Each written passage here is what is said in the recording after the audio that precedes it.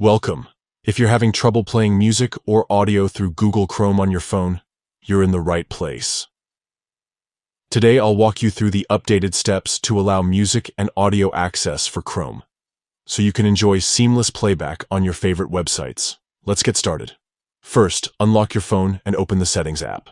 This is where you control all the permissions and preferences for your device.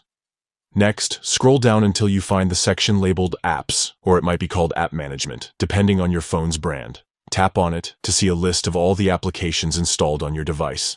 Now, look for Google Chrome in the list. You can usually find it by scrolling or using the search bar at the top. Once you see Chrome, tap on it to open its App Info page. Here, you'll see several options related to Chrome. Find and tap on Permissions. This is where you can manage what Chrome is allowed to access on your phone, including features like your camera, microphone, and of course, music and audio. Inside the Permissions menu, look for the option called Music and Audio. Tap on it, and you'll see different choices for allowing or denying access.